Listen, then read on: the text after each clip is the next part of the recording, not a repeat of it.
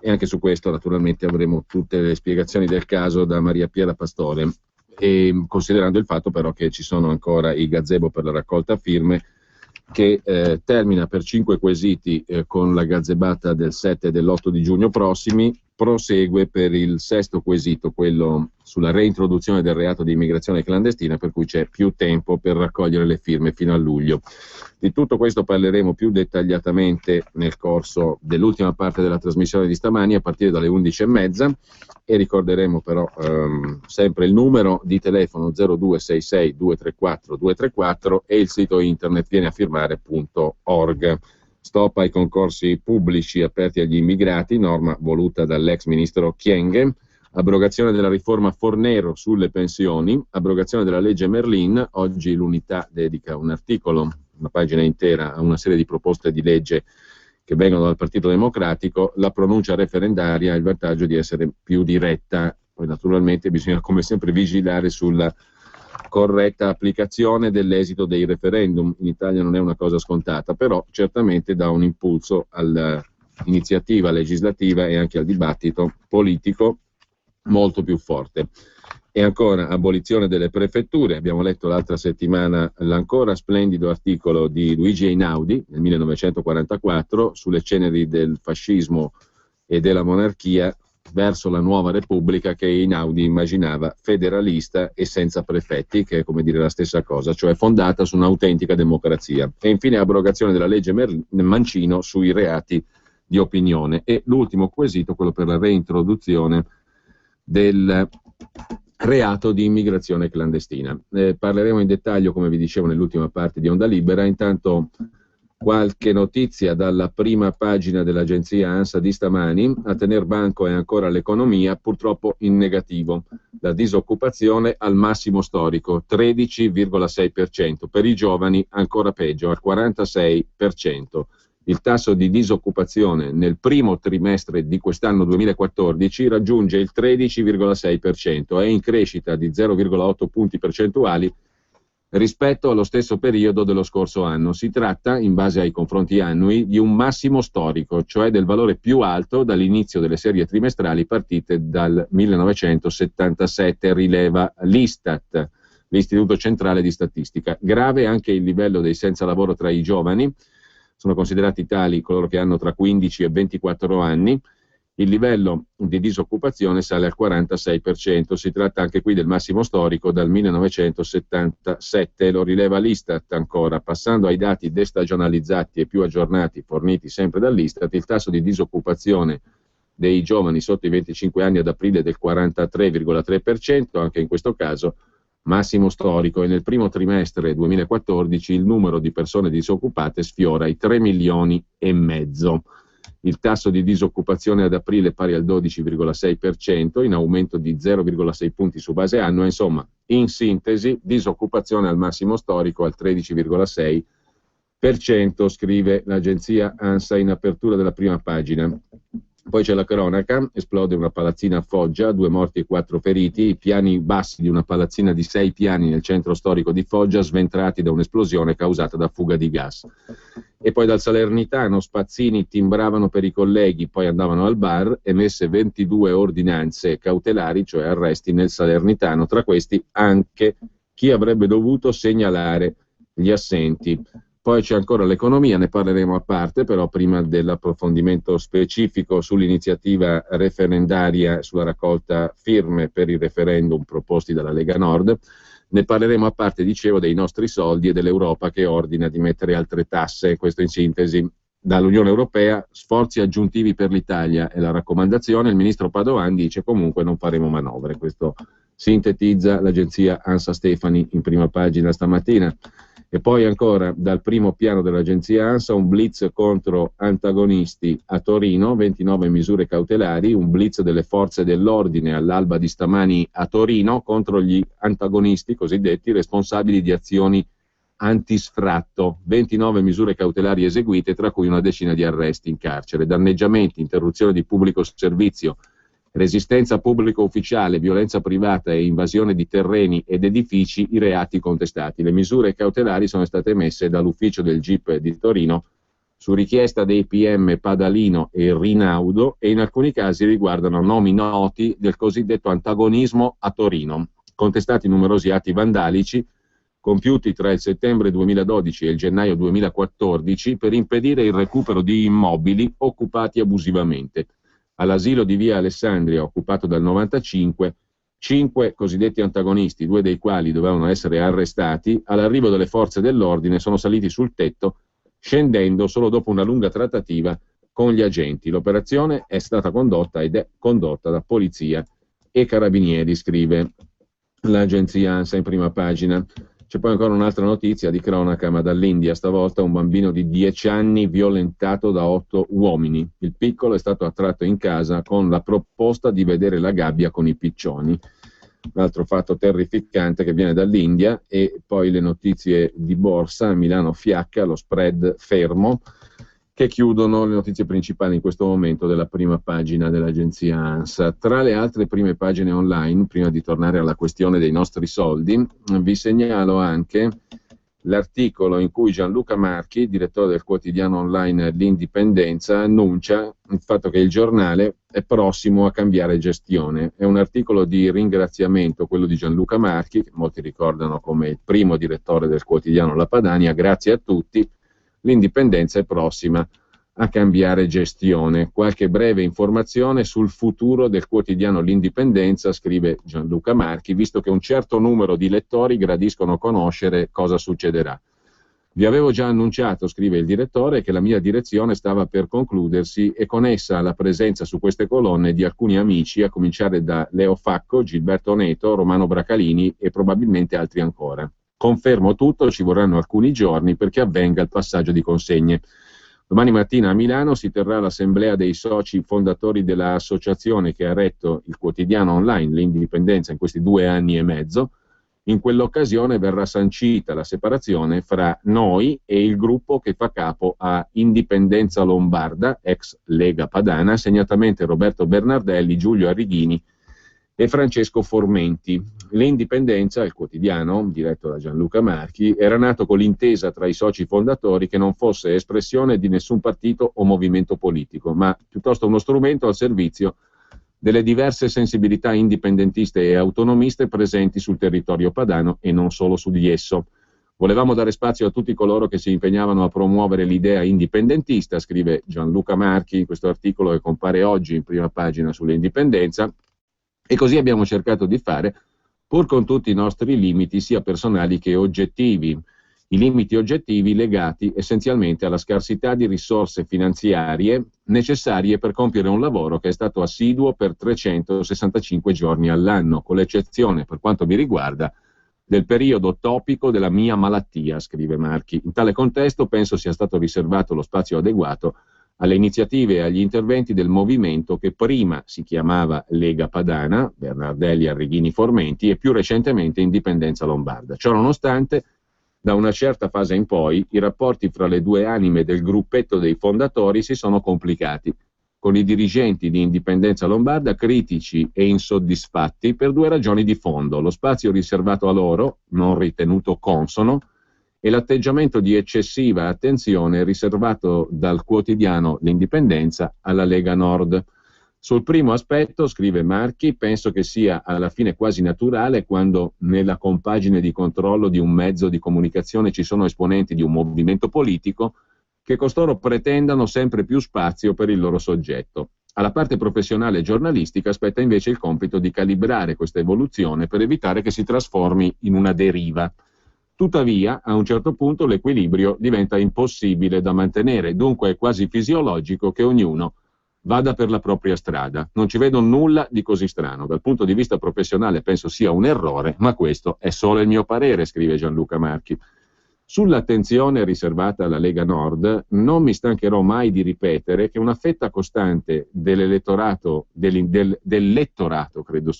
una fetta consistente dei lettori dell'Indipendenza è stato composto fin dall'inizio da elettori leghisti, critici, meno critici o soddisfatti della gestione del movimento della Lega Nord. E dunque mi è sempre sembrato giusto, scrive colui che fu il primo direttore del quotidiano La Padania, dedicare particolare attenzione ai fatti di via Bellerio. Sfido chiunque soltanto ad azzardarsi nel sostenere che noi siamo stati al soldo di Maroni o di Salvini. Basti al riguardo andare a rileggersi i numerosi articoli di critica, anche feroce, rivolti alla Lega. Per questi 2 anni e mezzo del quotidiano L'Indipendenza mi sia consentito, scrive ancora Gianluca Marchi, di rivolgere un ringraziamento particolare a Roberto Bernardelli, principale sostenitore, e a tutti quei lettori che con le loro contribuzioni ci hanno permesso di svolgere il lavoro che è sotto gli occhi di tutti voi. Il giornale continuerà la sua attività, come e a quali condizioni, immagino, sarà spiegato non appena avverrà il passaggio di consegne. Confermo che noi, intesi come Marchi, Facco, Neto, Bracalini e altri, non metteremo in piedi una nuova iniziativa per far concorrenza all'indipendenza. Rischieremo di essere patetici. Probabilmente daremo vita a un forum indipendentista, sempre online, cioè un luogo di approfondimento e analisi delle tematiche che ci sono più care, senza il condizionamento di alcun soggetto politico, ma anche senza la cadenza infernale di aggiornamento 24 ore su 24 di notizie e commenti, che caratterizzano invece l'esperienza che stiamo per concludere. I lettori spero abbiano la pazienza di sopportare il fatto che l'indipendenza da oggi non sarà aggiornata, fino al momento in cui non sarà comunicato il nuovo indirizzo web e le nuove iniziative. Così Gianluca Marchi sul quotidiano online L'Indipendenza. Mentre L'Intraprendente, l'altro giornale online di opinione dal nord diretto da Giovanni Sallusti, apre tra gli articoli di prima pagina con un commento di Matteo Borghi intitolato "C'è poco da festeggiare", ci spolpa fino al midollo con le tasse, ci umilia, spesso calpesta pure la nostra libertà di opinione. Questa Repubblica è davvero da onorare, un punto di vista liberale e intraprendente sul 2 giugno.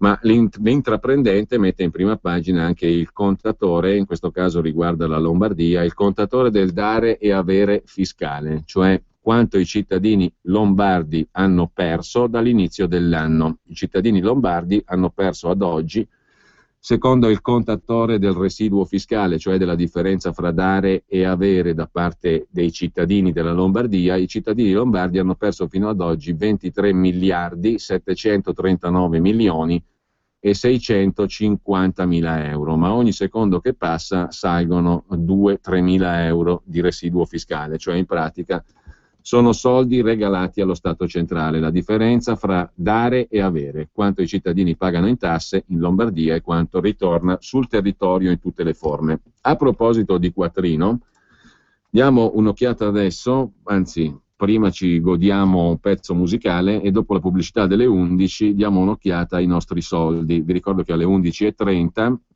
avremo anche la possibilità di dedicarci su un focus tutto centrato sui referendum con Maria Piera Pastore. E quindi preparatevi, se avete quesiti, domande da fare, potete farle direttamente a colei che si sta incaricando di coordinare i lavori di quest'ultima settimana, specie per quanto riguarda il numero 0266234234 che potete sempre chiamare, numero amico è stato battezzato così, che potete chiamare per tutti i quesiti, le domande, le curiosità, le informazioni sulla raccolta delle firme. Oggi è ancora possibile andare nei comuni a firmare, nei comuni dove ciascuno è residente, ovviamente, per firmare le 6 iniziative referendarie promosse dalla Lega Nord.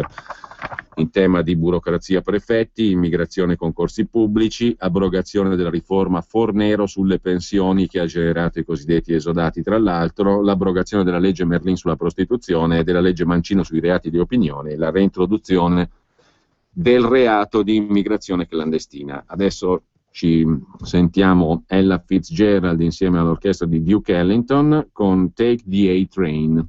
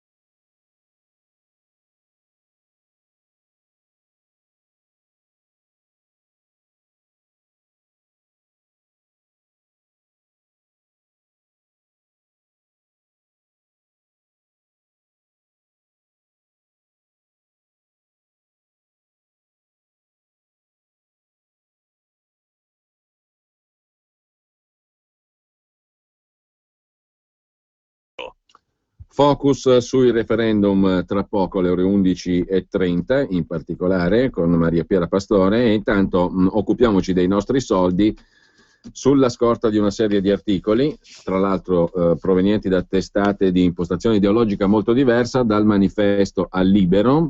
Per esempio l'articolo di Franco Bechis, tradizionalmente molto attento alle questioni di carattere economico e fiscale, esperto della materia, che oggi per Libero riassume le questioni così. Arriva la prima clamorosa bocciatura della politica economica di Renzi e porta la firma della Commissione europea e del Consiglio d'Europa. Sono 9 paginette, sono intitolate Raccomandazione del Consiglio sul Programma Nazionale di Riforma 2014 dell'Italia, e sono una bocciatura esplicita di molti cavalli di battaglia della politica economica del governo italiano, accompagnati da un espresso scetticismo sulla propaganda che fa da contorno, con una richiesta poi pesante, una richiesta che rappresenta quasi il conto finale della campagna elettorale, che ha avuto al centro il decreto legge sugli 80 euro in busta paga. Cosa chiede la Commissione europea insieme al Consiglio d'Europa? La richiesta è quella di una manovra correttiva, cioè una manovra di finanza pubblica da oltre 9 miliardi di euro. Uno sforzo supplementare per rafforzare le misure di bilancio 2014 alla luce dell'emergere di uno scarto rispetto ai requisiti del patto di stabilità e di crescita. Così recita il testo delle 9 paginette intitolate Raccomandazioni del Consiglio, cioè le raccomandazioni della Commissione europea e del Consiglio d'Europa all'Italia. In pratica emerge uno scarto, vale a dire non tornano i conti, per 9 miliardi di euro, anzi oltre 9 miliardi di euro. Questo scarto viene indicato in 0,6 punti di prodotto interno lordo percentuali, che valgono appunto più di 9 miliardi, per l'esattezza 9 miliardi e 360 milioni di euro. Il documento è pesante e lo si capisce confrontandolo con le raccomandazioni rivolte a molti altri paesi dell'Unione Europea. Le raccomandazioni rivolte agli altri paesi sono piene di complimenti e con le richieste di continuare sulla strada intrapresa, con riforme che vanno nella giusta direzione, quelle della Spagna e del Portogallo, che pure erano ritenuti paesi più in difficoltà dell'Italia. Nessuna raccomandazione alla Grecia, perché sta seguendo il piano già vidimato dall'Unione Europea. Pieni di tenerezza i documenti rivolti ad altri paesi, scrive oggi Franco Bechis su Libero. A leggere le 9 paginette rivolte a Roma, l'Italia viene trattata come l'ultima della classe. Non ha commentato fino a tarda sera il premier italiano, mentre il ministro dell'economia, Padoan, ha cercato di minimizzare attraverso Twitter. In modo informale è trapelata una certa soddisfazione, perché nel documento effettivamente non è contenuto un no esplicito alla richiesta dell'Italia di rinviare di 2 anni il pareggio di bilancio imposto dai trattati per quest'anno, per il 2014. Probabilmente grazie a una buona azione di comunicazione, il mancato no, su cui pare esserci stata una laboriosa trattativa notturna all'interno del Consiglio d'Europa, in una prima stesura c'era quel no, verrà trasformato anche nella titolazione dei quotidiani di oggi in un sì, come in effetti abbiamo letto sulla maggior parte dei giornali. Ma quel sì non c'è e il tema è soltanto stato rinviato tenendo conto del periodo di istituzione transitoria, perché la commissione in carica ha i giorni contati. Ne arriverà presto una nuova, alla quale toccherà quella risposta formale che è tutt'altro che scontata. Insomma, neanche sulla questione del rinvio del pareggio di bilancio c'è certezza. Per capirlo non ci vuole molta fantasia, perché ieri hanno già fatto capire che l'Italia ballerà sui carboni ardenti. Lo ha fatto capire il portavoce di Angela Merkel, Steffen Seibert, il quale ha detto che per il governo tedesco è un buon consiglio attenersi alle regole stabilite insieme, e questo riguarda anche il patto di stabilità, quello sulla base del quale sono state mosse le critiche all'Italia, e ha rafforzato il discorso il commissario europeo agli affari economici Olli Rehn, il quale ha detto che è importante sottolineare che rinviare il raggiungimento degli obiettivi di medio termine non mette l'Italia in una buona posizione nei confronti delle regole che ha sottoscritto. Insomma, bacchettate su bacchettate, non cambia la musica dall'Europa. Le 9 paginette del Consiglio sembravano disegnare le controslide di Renzi, cioè erano il contrario delle famose slide, delle diapositive di Renzi, e hanno ribaltato molti dei suoi cavalli di battaglia. L'Europa considera insufficiente il programma di privatizzazioni per la riduzione del debito pubblico italiano. Il documento dice anche che non ci crede troppo nelle privatizzazioni, tant'è vero che viene chiesto un aggiustamento di 9 miliardi e 360 milioni, ben superiore ai 6 miliardi e 600 milioni fin qui spesi per dare i famosi 80 euro al mese a circa 10 milioni di italiani. Alle slide di Renzi, al libro dei sogni del governo italiano, la Commissione crede assai poco. Non convalidato da un organismo indipendente, scrive il Consiglio, lo scenario macroeconomico sul quale si fondano le proiezioni di bilancio del programma.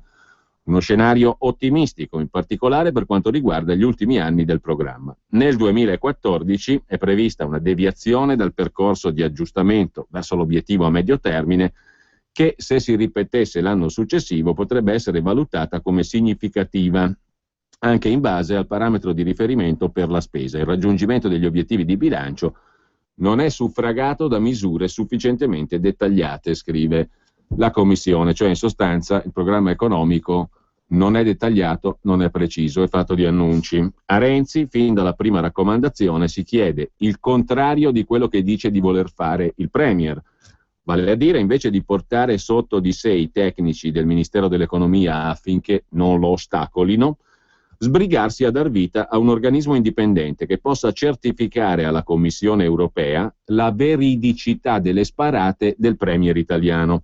Scrive infatti la Commissione in questo documento, la Commissione e il Consiglio europeo, che bisogna garantire l'indipendenza e la piena operabilità dell'ufficio di bilancio il prima possibile. Insomma, non ci fidiamo delle promesse del governo, ci vuole un ufficio indipendente che certifichi i conti del governo italiano. Dopodiché il Consiglio europeo smonta e riscrive la manovra economica del governo italiano e chiede di aumentare le accise sul diesel per parificarle con quelle sulla benzina, quindi aumento delle accise sul carburante, e di sbrigarsi con la riforma del catasto. Perché? Perché l'Italia, udite udite, deve aumentare le tasse sulla casa, secondo i saggi della Commissione e del Consiglio europeo. C'è anche un passaggio, anche qui scettico, sui famosi 80 euro in busta paga, con l'annotazione che nulla al momento è assicurato sulla loro esistenza anche a partire dal gennaio 2015. Finiranno quindi a dicembre del 2014. L'Unione Europea chiede a Renzi di valutare l'efficacia della recente riduzione del cuneo fiscale, assicurandone il finanziamento anche per il 2015. Già un problema la copertura 2014, nel 2015 è un problema ancora più grosso. Viene chiesto poi di mettere fine all'uso e abuso della cassa integrazione per sostituirla con un'indennità temporanea di disoccupazione che spinga a cercare un altro lavoro, colui che l'ha perso. Anche sulla scuola non hanno fatto impressione le visite spot del Presidente del Consiglio. Sostiene l'Unione Europea che è necessario compiere sforzi per migliorare la qualità dell'insegnamento e la dotazione di capitale umano a tutti i livelli di istruzione, primario, secondario e terziario. La diversificazione della carriera dei docenti, la cui progressione deve essere meglio correlata al merito e alle competenze, associata a una valutazione generalizzata del sistema educativo, potrebbero tradursi in migliori risultati della scuola. Insomma, nel complesso, una bocciatura sonante, scrive Franco Bechis. Allo stesso tema è dedicato anche il commento di Francesco Forte, ma anche quello di Roberto Romano in prima pagina sul Manifesto.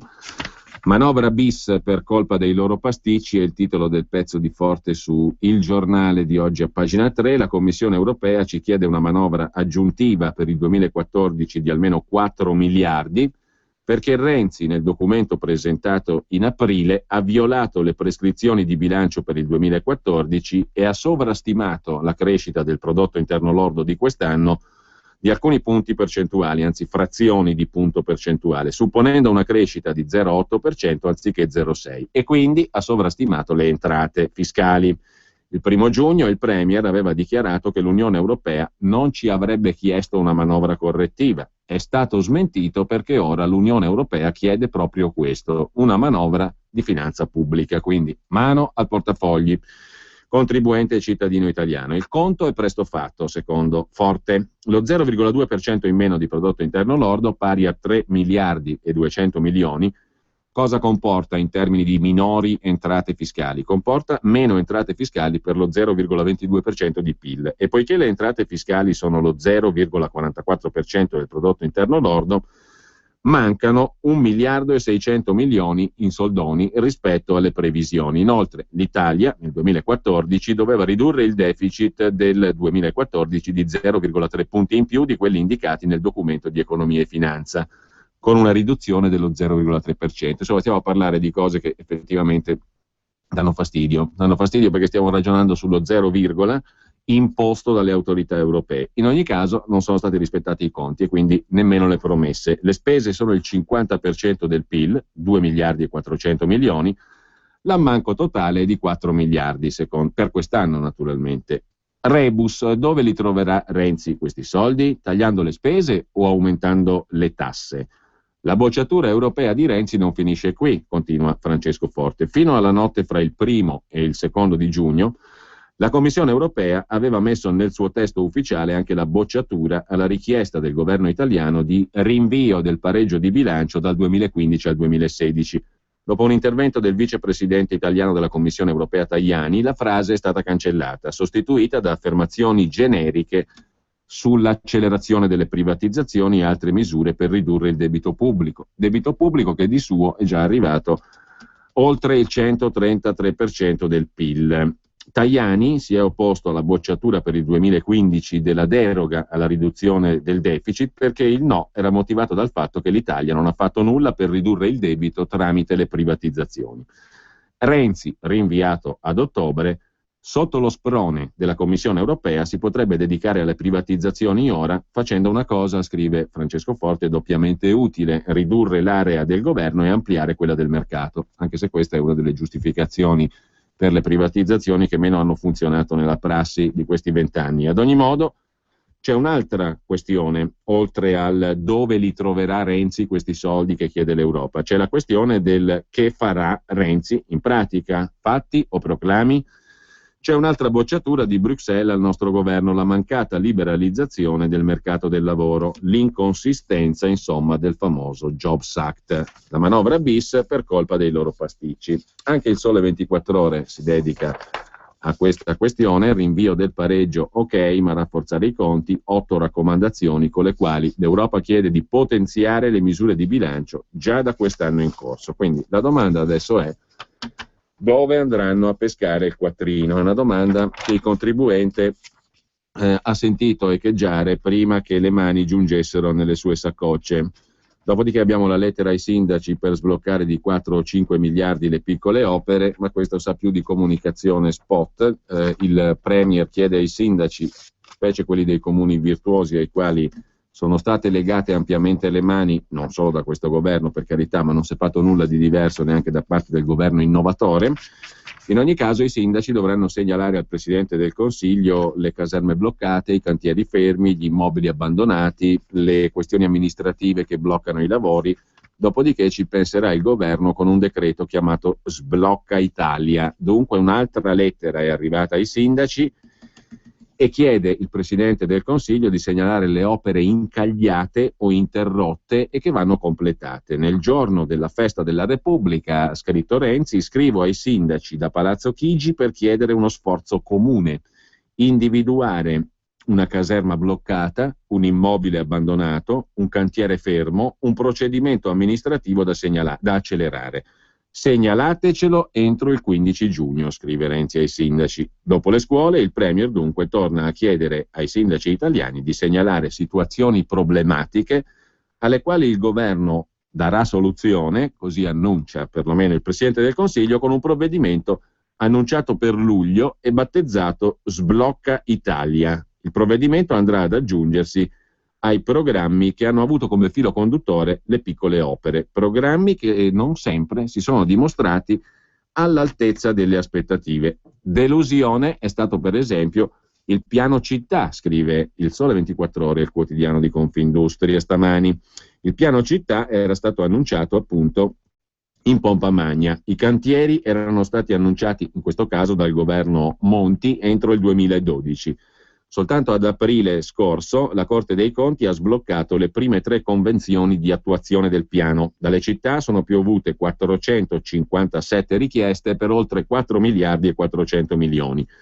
Sono stati selezionati 28 comuni finanziati con 318 milioni, cioè meno di un decimo delle richieste. Un esame successivo ha rilevato progetti per 560 milioni di euro, ma completabili entro l'anno prossimo, cioè punto di domanda. Il piano città è, insieme con il programma denominato 6.000 campanili, il prototipo di piano di piccole opere che i governi Monti e Letta hanno sostenuto per cercare di creare uno sviluppo diffuso sul territorio.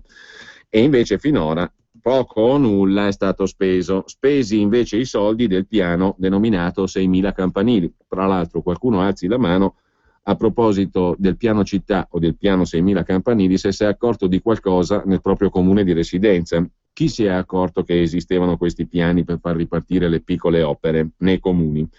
Il piano 6.000 campanili prevedeva contributi tra 500.000 euro e 1 milione di euro, sono andati a 174 piccoli comuni senza nessuna strategia per l'attuazione delle opere. Ha preso i soldi chi è stato più veloce al computer nel click day, perché per prenotare i soldi del piano 6.000 campanili bisognava cliccare in una sola giornata. Chi è arrivato prima ha preso il poco quattrino. Sono stati distribuiti così 150 milioni per piccole o piccolissime opere affidate quasi sempre a trattativa privata. Un altro piano di opere diffuse è quello contro il dissesto idrogeologico. Su questo programma sono state stanziate nel tempo risorse consistenti, peraltro spesso teoriche, e si è anche accumulato un grandissimo ritardo che rischia di far revocare in questo caso i fondi provenienti dalla Comunità Europea. Restano da spendere ancora 1 miliardo e 400 milioni di euro. I motivi del ritardo ha cercato di spiegarli il governo in una relazione. Carenza progettuale, frettolosa predisposizione degli interventi, conflitti di competenze tra gli enti e patto di stabilità interno, che è poi la regola di finanza pubblica che blocca l'autonomia finanziaria dei comuni. Il dossier ora è nelle mani del capo dell'unità di missione di Palazzo Chigi creata da Renzi appositamente sul tema del dissesto idrogeologico, Erasmo D'Angelis. Speriamo che ce la faccia lui, allora, diranno molti sindaci. Poi c'è il decreto ambiente che sarà varato dal prossimo Consiglio dei Ministri e che assegna poteri commissariali ai presidenti delle regioni per risolvere per decreto appunto le criticità di questo programma, il programma 6.000 campanili. I presidenti di regione avranno poteri commissariali e la progettazione potrà essere fatta in casa o avvalendosi di esperti di strutture di provveditorati o ANAS, con l'obiettivo di spendere entro il 2015 tutti i fondi impegnati entro il 30 giugno prossimo. Insomma, l'impressione è quella, nel migliore dei casi, di un cantiere molto difficile. E in tema di economia, adesso tra poco facciamo una pausa musicale e cambiamo decisamente argomento, in tema di economia vi segnalo ancora la questione Alitalia.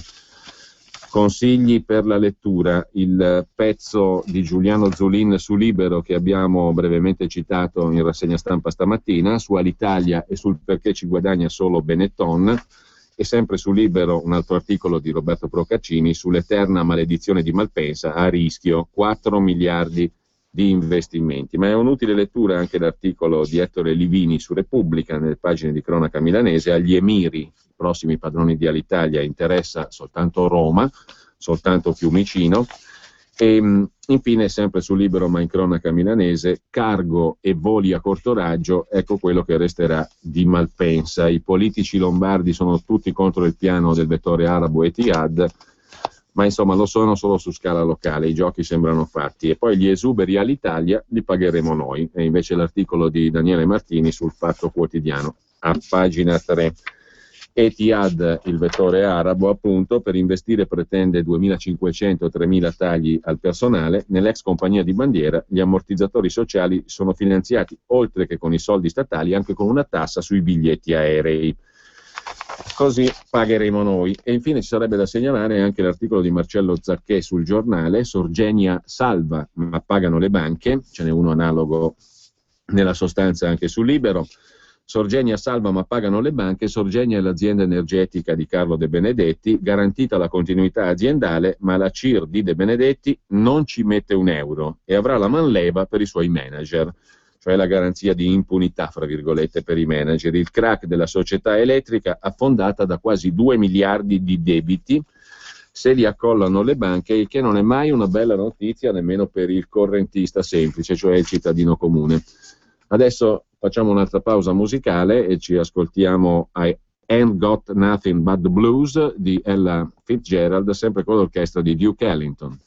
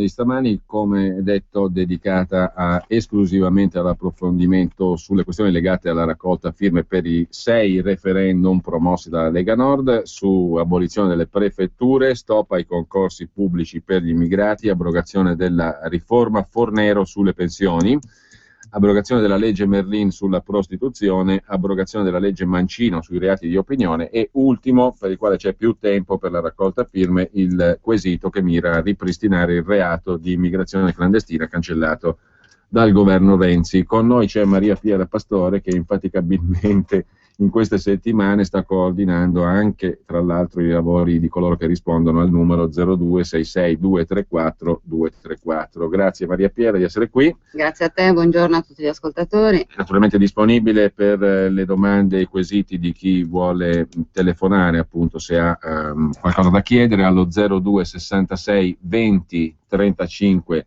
29 oppure via SMS al numero 346 64 27 756. Adesso lo attiviamo subito. Intanto Maria Piera, io ti chiedo innanzitutto, visto che questa è la settimana calda, la settimana cruciale per 5 dei 6 quesiti referendari, si chiude con la gazzebata, cioè con il gazebo del 7 e dell'8 di giugno prossimi, e oggi si può ancora firmare nei propri comuni, nei comuni dove le cittadine e i cittadini risiedono. Esattamente. Quindi dacci tu qualche indicazione preliminare di carattere pratico e poi credo che tu debba anche fare una richiesta, diciamo così, a chi deve inviare i quesiti debitamente già compilati e che sono da raccogliere, ovviamente. Devono essere portati tutti qua in via Bellerio a Milano, per poi inviarli. Anche lì c'è un termine per la presentazione dei moduli firmati dai cittadini, vidimati, regolari, insomma, no? Allora, innanzitutto nei comuni si può firmare fino a oggi, quindi martedì 3 giugno. Questa è la richiesta che il Comitato Promotore dei Referendum ha fatto a tutti i comuni. Preliminarmente posso dire che a tutti i comuni d'Italia sono stati spediti in via posta proprio i moduli cartacei. In un secondo momento è stata spedita anche una mail certificata con allegati tutti i moduli. In questi mesi, questi due mesi, perché la raccolta poi è partita il 26 marzo, abbiamo inviato più volte moduli via mail o via cartaceo a tanti comuni che ce li hanno chiesti. Una delle preghiere fatte ai comuni era di chiudere la raccolta martedì 3 giugno. Abbiamo poi verificato tramite proprio le segnalazioni che sono arrivate al 234 e al 234 che alcuni comuni avevano finito i moduli, non li avevano richiesti e non li avevano neppure scaricati, altri comuni avevano chiuso in anticipo la raccolta. Proprio per questo sarà organizzata per questo fine settimana 7-8 giugno una grande gazebata, l'ultima grande gazebata per raccogliere le firme necessarie per i primi 5 referendum. Per il sesto, appunto, come hai detto tu, c'è tempo fino all'11 luglio.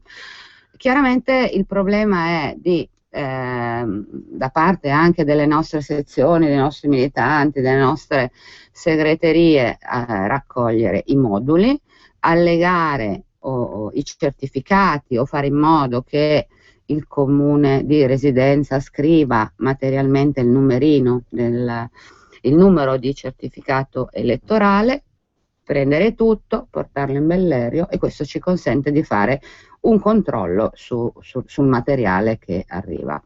Questo è un passaggio molto importante. Sì, anche perché vediamo e stiamo vedendo tante inesattezze che comportano poi lungaggini, nel senso che se manca un timbro bisogna restituire tutto a chi ci ha consegnato il modulo e quindi perdiamo un sacco di tempo. Quindi ne approfitto per dire ai segretari provinciali o ai responsabili referendum che ci ascoltano, ma che sanno già queste cose, di stare molto attenti ai timbri, ai bolli degli uffici, al fatto che l'autenticatore precisi esattamente quante firme ha autenticato, la sua qualifica, il timbro del comune, e di stare molto attenti che ci siano tutte le date nella sequenza corretta.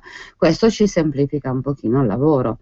Tenete presente che noi dobbiamo portare a Roma in Cassazione per ciascun referendum 100 scatole, ognuna delle quali contiene 420 moduli. Quindi il lavoro che stiamo facendo è deve essere di assoluta precisione, ma richiede anche tanto tempo. Più i moduli arrivano ben fatti, meno perdiamo tempo e più il lavoro va avanti.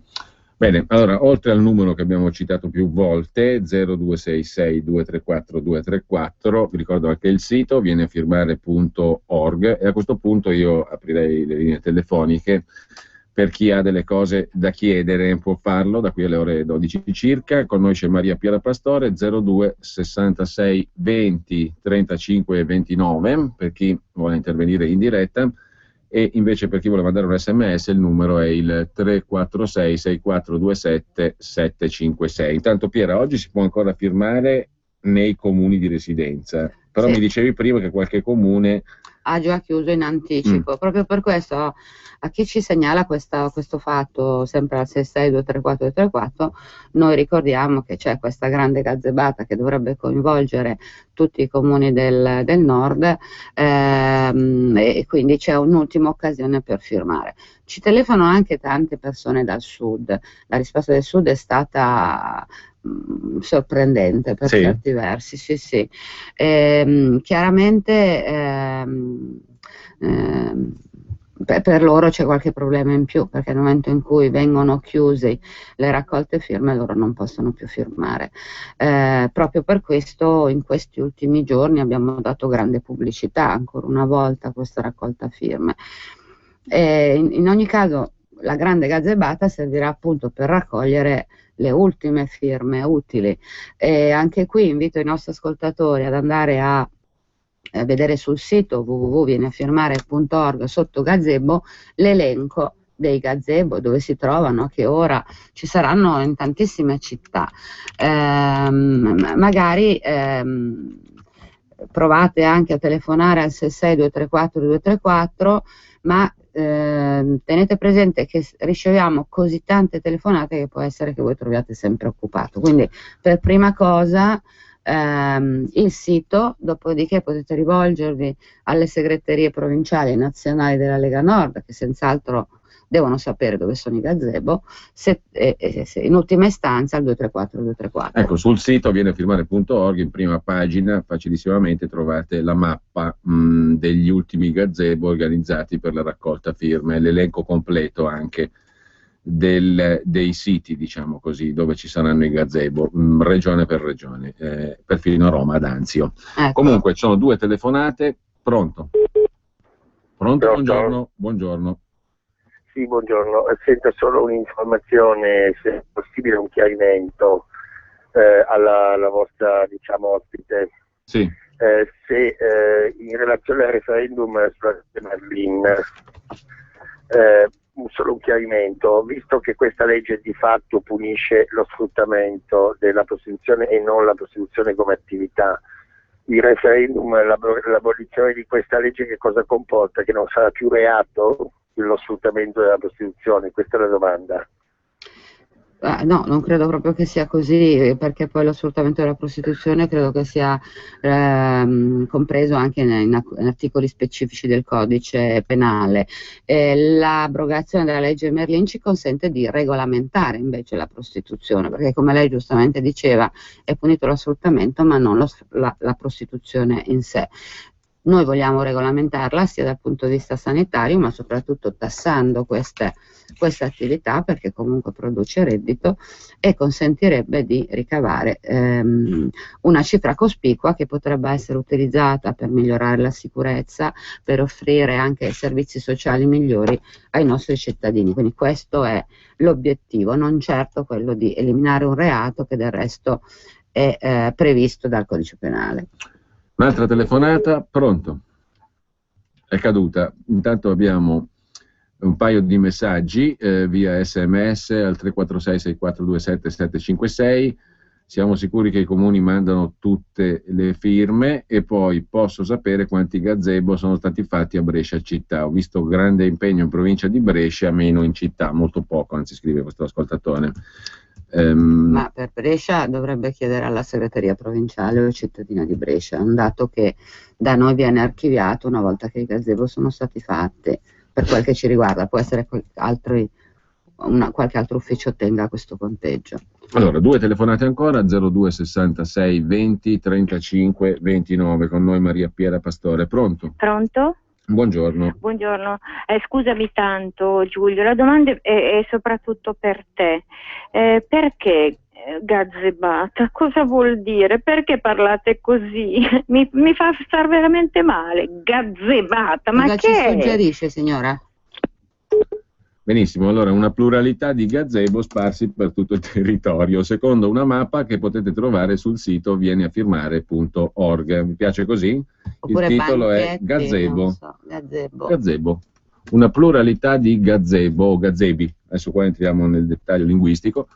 02 66 20 35 29 e poi Maria Piera, tu mi dicevi prima, possono essere utili anche i numeri delle segreterie nazionali e provinciali della Lega Nord, perché appunto può essere che voi chiamate il 234 e trovate occupato. Questo per il gran numero di telefonate che stiamo ricevendo. Riceviamo circa ultimamente 500, anche 600 telefonate al giorno, e siamo in 4 a rispondere al telefono, quindi sono sempre i ragazzi dell'ufficio di segreteria politica che fanno anche questo. Tieni presente che dal 26 marzo, data in cui dalla quale è partita la raccolta, quindi anche il servizio del 234, noi abbiamo ricevuto più di 11.500 telefonate.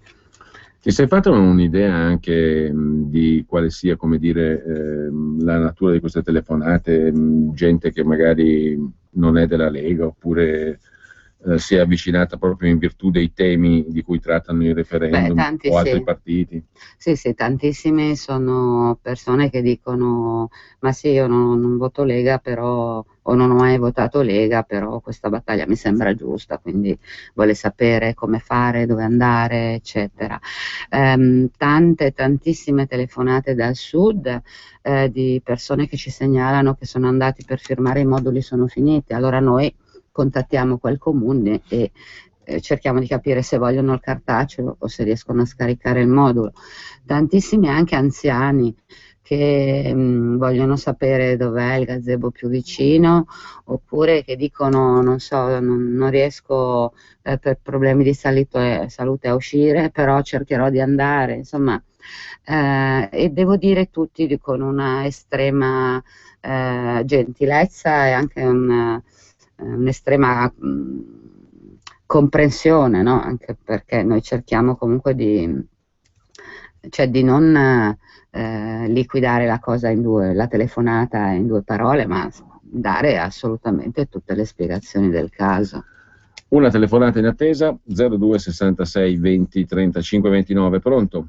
Pronto, sono Anna da Brescia, dunque noi abbiamo già votato, io e mio marito, volevo dire non si può proporre un altro referendum, perché visto, guardi, ieri mi sono arrabbiata, tutte queste baldanze di presidenti della Repubblica, della Camera e l'altra per le frecce tricolori, per tutti quegli militari sulle strade che ci costano l'ira di Dio e poi ci stanno invadendo, è una vergogna.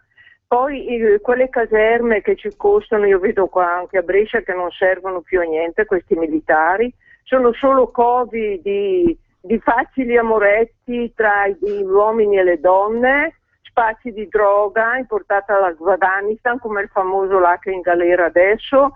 Dice ma bisognerebbe fare un referendum di andare a fare un po' di ripulisti in queste caserme. A cosa servono tutti questi militari? Me lo dica lei, che ci stanno invadendo.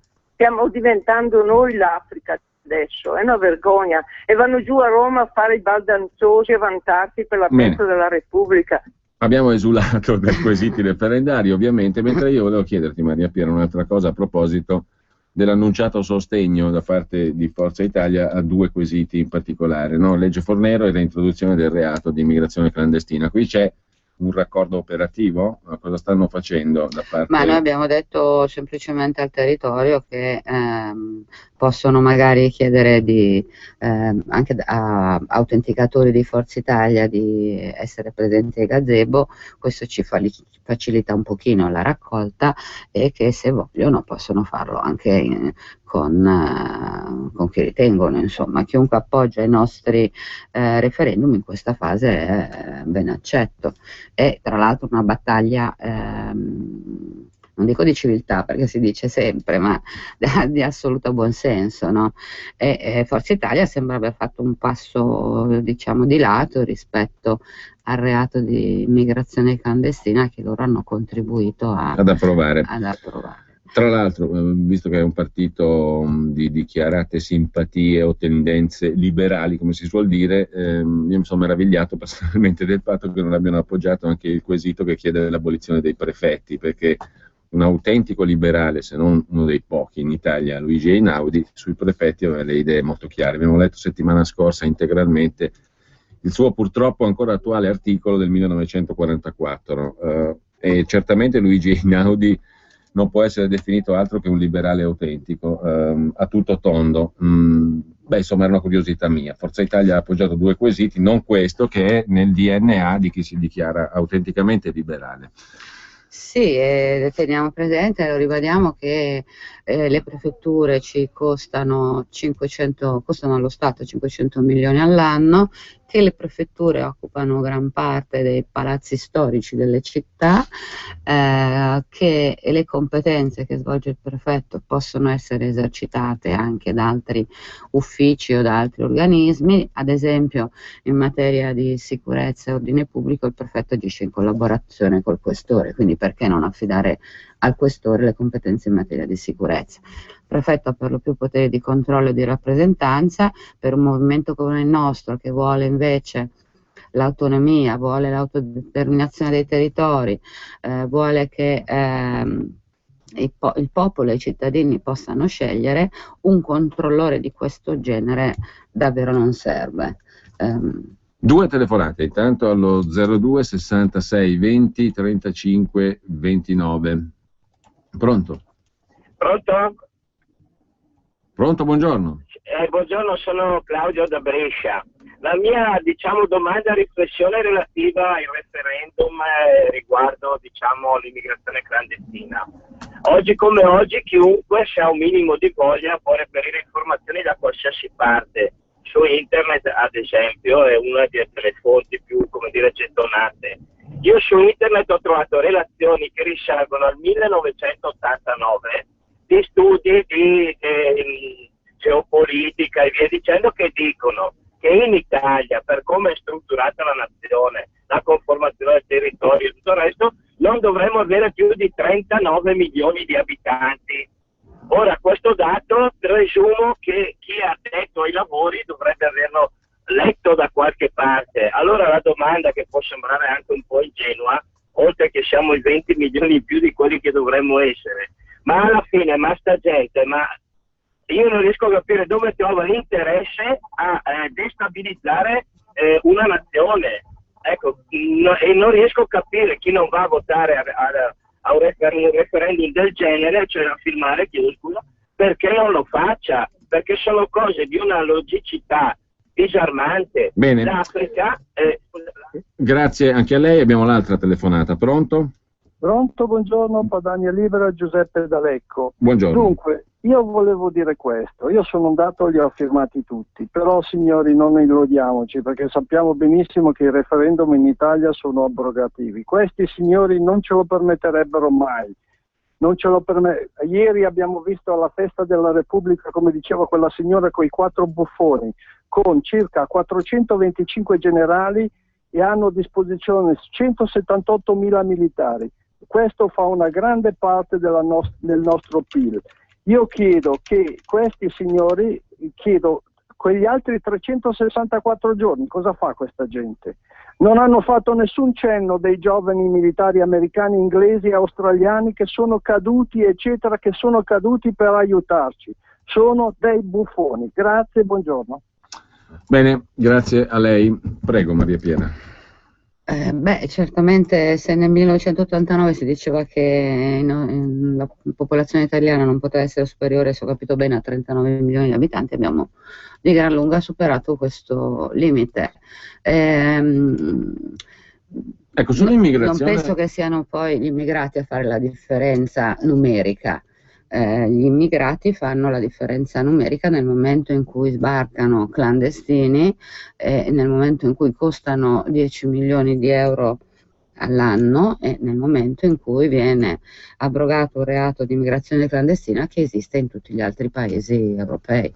Ecco, su questo tema qua, sull'abrogazione della norma che ha abolito il reato di immigrazione clandestina, c'è più tempo, diciamo, fino all'11 di luglio. Sì, perché è stata depositata in Cassazione in un momento successivo. Nel momento in cui, cioè, il governo Renzi ha cancellato il reato in questione.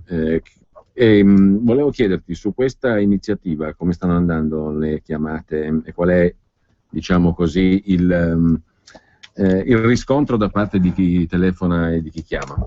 Però ci sono 2 chiamate in linea e quindi diamo la priorità a chi ha telefonato. Pronto? Pronto? Buongiorno. Buongiorno, buona Padania, Carlo da Treviso, Veneto Libero magari. Io ho firmato tutti i 6 referendum e specialmente su quello dei prefetti vorrei intervenire. Segnalo che oltre al questore abbiamo anche il corpo dei carabinieri, il corpo della finanza, abbiamo il corpo delle guardie forestali, perché anche quelli sono polizia, abbiamo il corpo della polizia municipale e anche di quella provinciale finché rimane. E allora, a cosa serve il prefetto? A far spendere soldi inutilmente, perché al Viminale io scommetto che se si collegano con la rete delle telecamere che ormai ogni città e ogni paese ci sono, sanno anche il colore delle mutande che portiamo. E allora cosa serve il prefetto? Andava bene una volta che non c'erano i collegamenti, adesso con la radio e con la TV sanno tutto immediatamente. Vi saluto, arrivederci. L'altra telefonata, pronto? Pronto? Buongiorno. Buongiorno, sono Rosa da Brescia. È la prima volta che telefono. Prego. Volevo dire che sono appena tornata dall'anagrafe, il distaccamento dell'anagrafe di Brescia e ho firmato quello del reato di clandestinità. In 5 minuti. I bresciani che vogliono firmare telefonano alla sede. Io ho telefonato alla sede e la sede mi ha dato le indicazioni. E sono stata... Alla sede della Lega Nord di Brescia. Perfetto, brava signora. E poi devo dirle che il foglio dove ho firmato, la mia era l'ultima firma, perciò c'è stato tanti che hanno firmato. Benissimo. Ecco. Comunque se vogliono telefonare i bresciani alla sede della Lega, io ho il numero, se volete. Ce lo dia pure. Dunque 030 22 4007 allora, e loro danno le indicazioni dove dobbiamo andare. 030 22 4007 per Brescia, perfetto. Per Brescia. Benissimo, grazie anche a lei. Voi. Grazie signora. Sì, sul sito della Lega Nord ci sono anche elencate le segreterie nazionali, certo. E credo poi anche quelle provinciali e di dettaglio. Su leganord.org, che è l'altra fonte. Quindi di chi desidera andare a sapere dove si può firmare può chiamare appunto la segreteria più vicina. Ecco, a proposito del quesito, dicevo prima, sul ripristino in sostanza del reato di immigrazione clandestina, come sta andando? Intanto c'è una telefonata, quindi subito la passiamo. Pronto? Pronto, buongiorno. Pronto? Adesso. Buongiorno, eccoci qua. La mia esperienza dal comune di Dalmine. Io ho raccolto le firme, diciamo, qualche mese fa, è tutto regolare. Mio figlio invece si è presentato quasi all'ultimo, il giorno 29 credo, e gli hanno risposto che praticamente avevano finito, stavano già impacchettando i moduli. Al che, quando è tornato a casa, mi dice: mi sono sentito impotente perché non so cosa dire. Ho telefonato al comitato, si sono attivati, ho telefonato dopo una mezz'oretta, mi hanno detto: no, guardi signora che i moduli erano finiti, li abbiamo chiesti.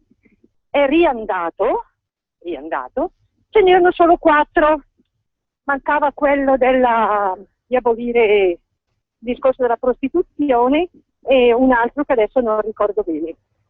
Quindi mio figlio mi ha detto: mamma, ti bisogna faticare così. Gli ho detto: sì, per raggiungere qualcosa purtroppo la vita è così. Bene. Credo però che in qualche comune che non sia del colore della Lega, perché comunque ad Almine per il momento è ancora Lega perché siamo al ballottaggio, ci siano stati un po' di, non so come si può dire, non mi esprimo. Beh, purtroppo qui abbiamo una sintesi di alcune cose che inducono a considerare il prossimo fine settimana, 7-8 giugno, con molta attenzione, perché chi come questo signore, il figlio, non ha trovato i moduli, ha quest'ultima opportunità di firmare anche i 2 quesiti mancanti. Qui abbiamo insieme il fatto che si siano chiuse prima del dovuto, alcuni comuni l'hanno fatto, e dall'altra parte che non c'erano i moduli, o meglio, non era possibile firmare per tutti i referendum. Sì, quando lì ci voleva solo un po' di buona volontà, nel senso che bastava chiederci i moduli e li avremmo mandati, oppure ancora più semplice scaricarli dal sito www.vienafirmare.org. In teoria qualunque cittadino può scaricarsi il modulo su formato A3, perché così dice la legge, e portarlo al comune per la vidimazione, se proprio il comune non riesce. Proprio per questo ci affidiamo a quest'ultima grande gazzevata per dare a tutti la possibilità di firmare per i 6 referendum. Manda a Renzi l'articolo di Einaudi, consiglia via SMS un altro ascoltatore, ma avevo 2 telefonate. Pronto? Pronto? Buongiorno. Buongiorno, io sono la signora di Bologna. Sì. Allora, io i referendum li ho già firmati tutti, però le premetto una cosa. Allora, nel mio quartiere non avevano i moduli. Mi sente? Sì, prego. Ecco, allora ho chiesto informazioni dove andare, mi hanno dato un altro indirizzo, mi ci sono recata e anche quindi non c'era niente. Anche io poi sono andata in un terzo momento, sono andata in Piazza Maggiore e lì ho fatto l'ultimo referendum, perché gli altri 2 li ho firmati il primo giorno in una laterale di Piazza Maggiore, che ho trovato tutti quelli della Lega, con la quale io ogni tanto mi sento, sono una signora anziana, però trovo che avete spero che ne venga fuori qualcosa, ecco, perché sinceramente a Bologna non si può più girare, anche in autobus. Buona Padania a tutti e grazie. Saluti a lei, l'ultima telefonata. Pronto? Sì, pronto? Buongiorno. Sono io, buongiorno. Stefano da Trieste, sì. Io ho firmato tutti i referendum, il primo pacchetto, adesso firmerò quanto prima quello per l'immigrazione clandestina. Volevo mettere in evidenza, no, che questi che sbarcano compiono in realtà un reato che non è previsto, ma che è evidente, cioè l'autoaffondamento, l'autosabotaggio. Loro si fanno forza del fatto che i naufraghi devono essere salvati. Sì, però se il naufrago procura l'affondamento, dovreste così mettere in evidenza questo aspetto e magari preparare qualche articoletto di legge che possa colpirli, e rendere così più ostile questa venuta, no? Per cui si approfittano dei vuoti legislativi che hanno trovato nella nostra legislazione. E poi volevo, assieme ad altre signore, sottolineare appunto la provocatoria, arrogante spreco di denaro delle forze pubbliche. Hanno mostrato con orgoglio che hanno ripreso a sfidare i corazzieri, ma che la Lega faccia qualche proposta di legge, rompete le scatole sulla abolizione dei corazzieri, per favore. Tante grazie, buongiorno. Ultima telefonata, ancora in coda, prima di salutarci. Pronto? Pronto, buongiorno. Buongiorno, sono Alessandro. Prego, Alessandro. Niente, va benissimo io ho votato per quanto riguarda quelle 7 proposte di abrogazione, però non basta, è il fiscal compact che l'ho lasciato, dovevamo mettere qualcosa anche su quello. Il fiscal compact sarebbe un trattato immane nel quale per 20 anni dobbiamo reperire ulteriori 50 miliardi di euro all'anno. Cioè sul quale il referendum non è ammesso dalla Costituzione. Pronto? Sul quale il referendum non è ammesso dalla Costituzione come per i trattati internazionali. Non è ammesso, vabbè, no.